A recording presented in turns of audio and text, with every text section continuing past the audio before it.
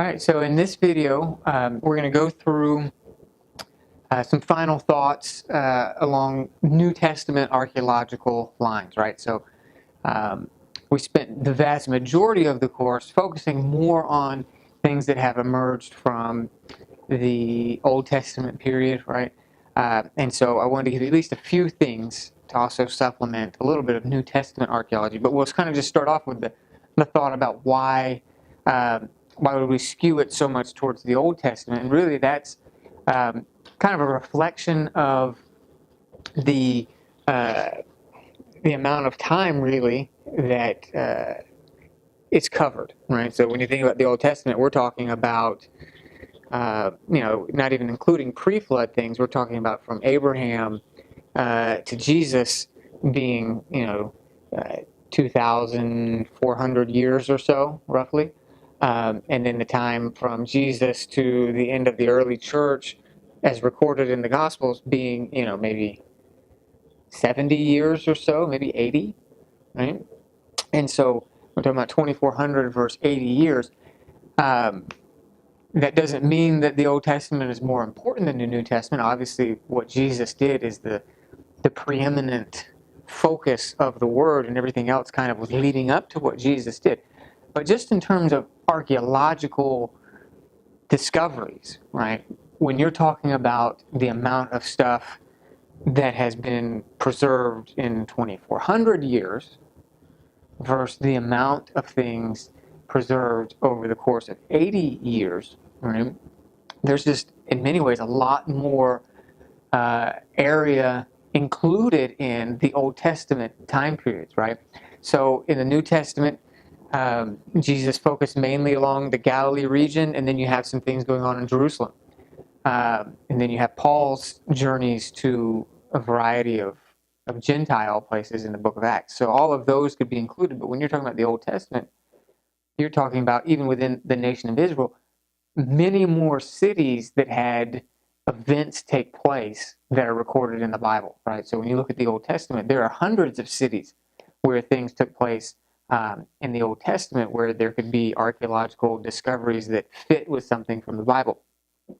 In the New Testament times, most of those same cities were inhabited, but we don't have any biblical stories connected with them. So we could do archaeological discoveries in many of those same cities for New Testament times, and we would find civilization, we would find encampments, we would find many things, but probably nothing significant for biblical narratives and biblical stories, right?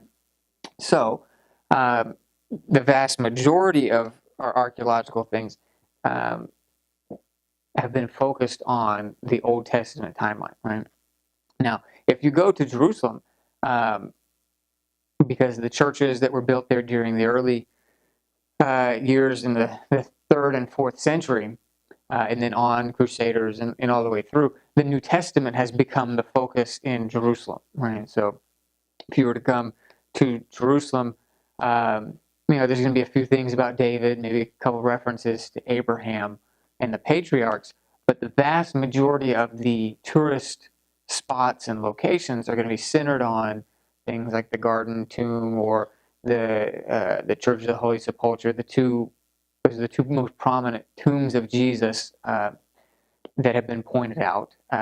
You have the path of Jesus that he took while he had to cross. You have the various elements of the temple, or the Temple Mount, or the Mount of Olives. Many of these things from the New Testament time are major tourist spots today.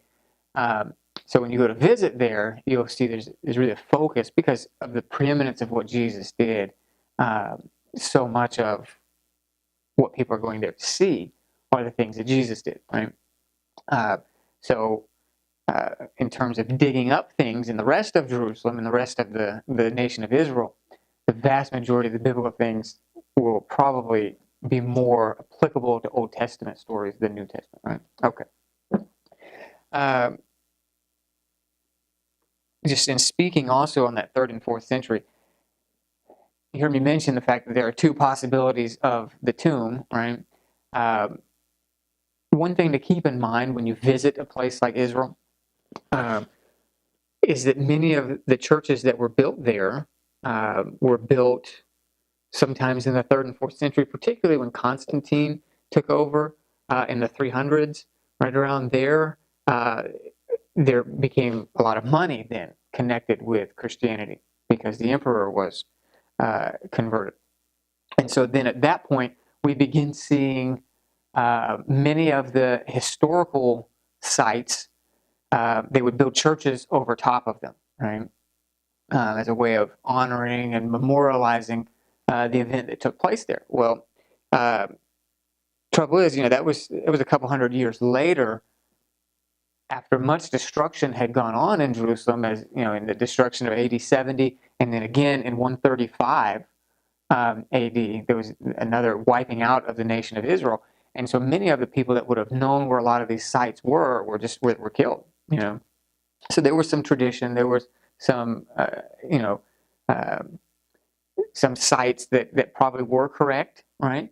But probably just as many that they've identified correctly, there's probably a good chance that several of them have been identified incorrectly. And so when you begin to look into where did many of these events of the New Testament take place, if you really begin to study it, you begin to realize that even the scholars will say, well, this is a good guess as to where this probably was, but we don't have a lot of solid evidence to back up. So it's not saying that many scholars don't think these things happen. Many scholars, because of the so much building that has taken place over the years in this one spot of Jerusalem, it's really hard to definitively say this is the pool that Jesus did this at, or this is the spot where Jesus gave this speech from, or this is the spot where Jesus was buried.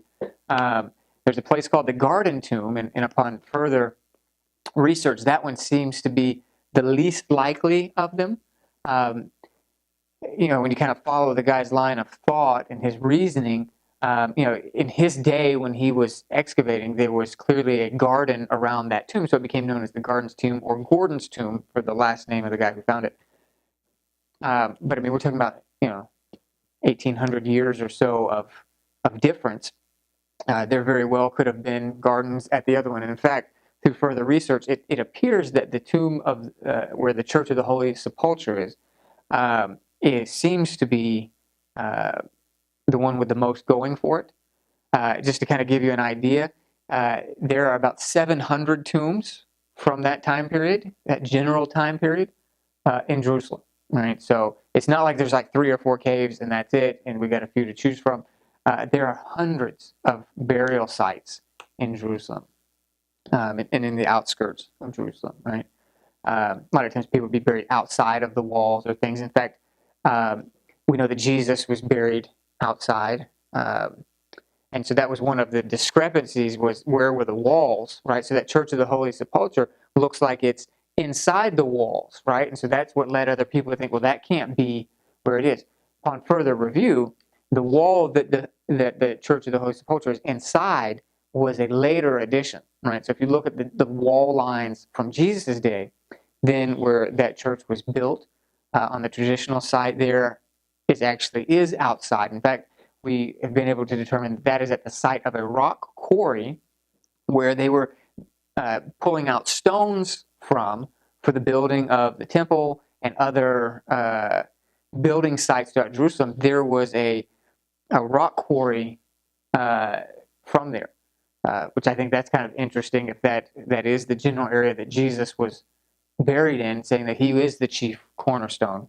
But so they were pulling stones out of this area, and then one of the emperors, when they were done, ordered it filled back in with lots of dirt, right? And then when it was filled back in, this new dirt and everything, it became kind of a garden area. So we believe that fits very well with what the Bible was saying about that area. It also explained perhaps why it was a new tomb that hadn't been used yet. It was an area that had been previously being used for other things. And so then we have this now, along with the idea of the tomb.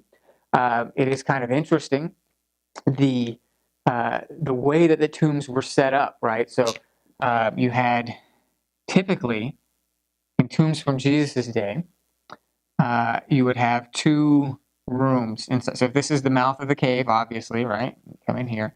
You would have 2 rooms, maybe with like a wall kind of in the middle.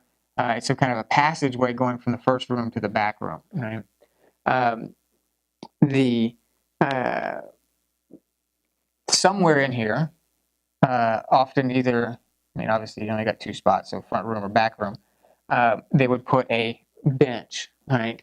And so the bench was placed in there for the purpose of laying a body on it, wrapped up in everything, same way that Jesus was, so that it could decompose for a while, because the standard form of long-term burial was an ossuary, which was a box about yay big, right? That they would stack the bones. Once decomposition had taken place, they would stack the bones in there. In fact, the leg bones were so long that they had to put them in crosswise, right? So if you've got a rectangular ossuary box that you're going to put these bones in, the leg bones being so long had to go in almost at like this, like an X, right? Just to fit them in, and all the other bones were kind of stacked in there. And then the head kind of placed in, often maybe on top here, and then the lid kind of closed. This is the origin of the pirate flag that we see with the skull and crossbones. That's where that flag comes from, is from the way that bones were often had to be placed in an ossuary. Many of the pirates were descendants from the Crusaders and those types of groups who were very much connected with the burial practices of ancient Israel. They were trying to embrace, they fought for Jerusalem even, they wanted to maintain the Holy Land, right? So they were very much connected to that. And when they began to be persecuted and weren't able to maintain their knighthood, you have these knight groups, the Templars, different groups like that you've probably heard of, they were often, there was a period when they were kind of attacked, and so some of them, those same groups, ended up going and taking on different work on the ships. They would go to a different country, and many of the pirates actually came from some of those disbanded knight groups, and so they ended up taking their skull and crossbones is actually a picture of an ossuary from like what you would find in Jerusalem. So anyways, within the tomb, right, you would have this bench, and then in the other room, you would have these shelves all over the place. And so you would, if this was your family tomb, those people on the shelves were previous family members whose bodies had decomposed. You collected their bones and put them on the shelves, and your whole family would be then stored on shelves within this one tomb and cave that your family owned, right? So we see then here Jesus laid out, and they were going to put the spices on him, because basically you would leave the body there for about a year, right, until it had fully decomposed. And then at the end of a year, you would come back in and gather the bones and put them in an ossuary and put them on a shelf, right? The stone entryway, that was very common in the day. That's how everybody, if you could afford it, that's how everybody sealed it in. It's going to be stinking in there. Obviously, you don't want people to rob the grave, but even beyond that, it's going to be stinking as the body is decomposing. You don't want animals getting in there and eating your loved ones and all that kind of gross stuff. So to seal them in was not just to keep anybody from getting to Jesus. That was a common practice of having a stone that could be rolled in, a heavy stone that would seal off the tomb area. Was a fairly common practice, right, back then. This also sheds some light on a rather confusing passage. There is a passage in the Bible where a man comes to Jesus and he says, Lord, I want to follow you, but first let me go bury my dead father. Let me bury my, put my father, bury my father, right? However it was worded, that was the idea. And then Jesus says, let the dead bury the dead, right?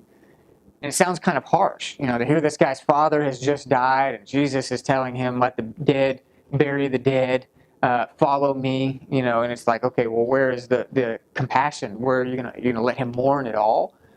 Even Jesus wept when he went to Lazarus's,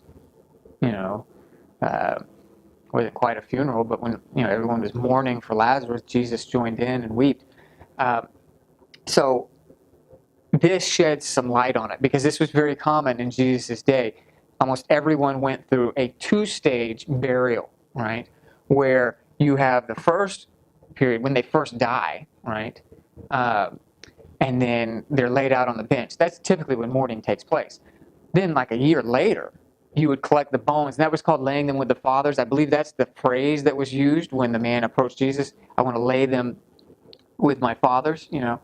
And so the idea is that what he was most likely talking about was not that his father had just died and he's wanting to mourn because he's in shock from the loss. It was that his father had died a year ago, and he's wanting to do a ceremony where they collect the bones into the ossuary and put it on the shelf instead of follow Jesus. And so that kind of softens it a little bit. The guy's been dead for a year now, and it's just a ceremony for the bones a year later that the man is trying to use as a reason to not follow Jesus right now, right? And so kind of helps us to understand what Jesus was saying there, okay? Another interesting discovery, Caesarea Maritime, right, to be distinguished from Caesarea Philippi that we talked about earlier in this class. Caesarea Philippi being over near Damascus, Caesarea Maritime being over here on the Mediterranean, south of what is current today Tel Aviv, right?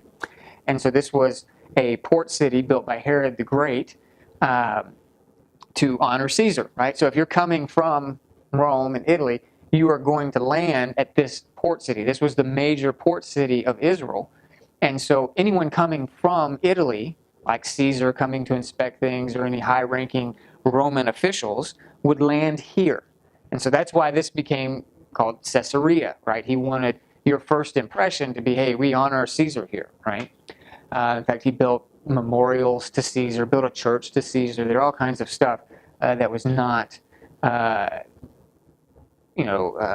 holy that a Jewish leader should have been doing, right? So anyway, so he makes this whole area called Caesarea Maritime. Maritime meaning the sea, right? It's a port city.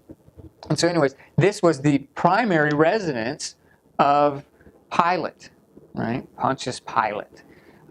He was the prefect in this district, right? The leader assigned by Rome to kind of oversee this district all the way up until 36 AD, so a few years after Jesus even. And so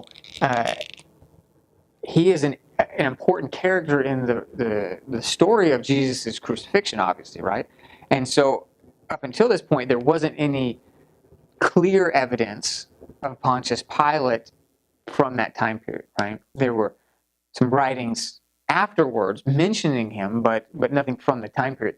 Well, his primary residence was over here, so perhaps he was in Jerusalem that day because they had a major military base there, the Fortress Antonia, but then it was the feast week. And during feast week, everyone, even from outside of Israel, all the Jews from all over the world, if they could make it, would flock to Jerusalem for the feast week. So that was probably a time when Pilate would be most weary of revolt, uprising. So during feast week, it's most likely, common sense would tell you that Pilate would want to be in Jerusalem during feast week to keep an eye on things, right? He's the one responsible to make sure the peace is kept in Jerusalem. And so on feast week, even, just common sense would tell you he would probably come and be stationed at Fortress Antonia during feast week, right, instead of at his primary residence in Caesarea Maritime.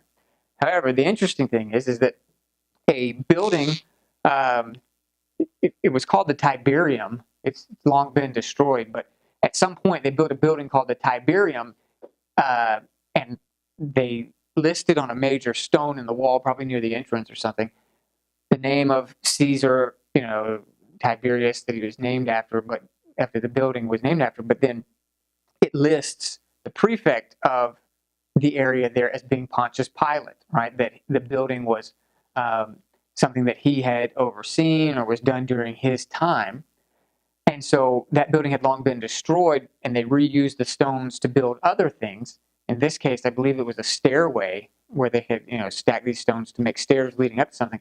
But the inscription was still there in the repurposed stones. So they had taken down the building that was from Jesus' time period and reused a lot of those same stones. Once you cut a big, nice stone, you can't really destroy it very easily, and you wouldn't want to.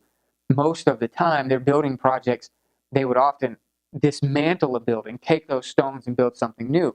But if there were inscriptions in those stones, then that would be just randomly placed somewhere in the new building. And so that's what we have here. So this inscription was actually found in a new repurposed building. Still old for us, but it would have been a couple hundred years after the time of Jesus when those stones were redone. And in that stone, it mentions Pilate by name. Large, big inscription that says that Pilate was the prefect. Pontius Pilate was the prefect during those same years of Tiberius the emperor, right? And so that was a very clinching discovery, clinching the reality of Pontius Pilate's existence. And let me give you one other one, and then I'll wrap up this video. It's kind of an interesting story. There is a book out by Robert Cornuke that I would encourage you to read if you want to. It's kind of an interesting story of the discovery of Paul's shipwreck, right? So we know that Paul shipwrecked off of Malta, right? And then he went on shore, and then the snake bit his hand, remember, and he shook that off. And he ended up living anyways, and no one was lost from the ships. That took place at Malta. And so there's a traditional site of the shipwreck where nothing has ever been found on the north side on a beach in Malta, right? However, on the south side, there are two other beach areas. The Bible tells us that it was a beach that they washed up on, so it had to have been one of those three beach areas. The more likely, actually, would have been one of the southern ones, because the Bible tells us that they were scared that they were going to get blown into North Africa, right, and shipwrecked there, which means they would have come south, right, and then be going straight up north. So they would have hit one of the southern beaches. They were afraid of getting stranded in North Africa, because that's just total desert. You get stranded there, it's hundreds of miles of no water and it's just basically a death sentence if you get stranded on North Africa out there in the Sahara Desert. So they're very afraid of that. So that was the big issue during the storm, was how do we correct and try and avoid that, right? And so they ended up going then northward and running into Malta, right? The Bible says that there was the place where the two seas meet, right? And so interestingly enough, there's a whole long story to it, but interestingly enough, on one of those southern beaches, there is a place during storms only where the currents become strong and the two seas have their own separate currents, but they hit in this spot, and it creates this white, foamy thing that is very obvious and sees effect. It's real long. It looks like a giant, huge white snake out in the ocean of just these two ocean currents that hit each other, and then it foams up. And it's quite a sight, but it only happens when the storm waters are really moving, right? So on a calm day, you won't see it. But in a day like Paul's, where you got this big storm going on, that was one of the things they really noticed. They said in the spot where the two seas meet. That's the only place in all of Malta. In fact, everyone calls it that. They know that is the spot down there on the southern, any of the fishermen, they know that when the storm comes, those two seas hit there.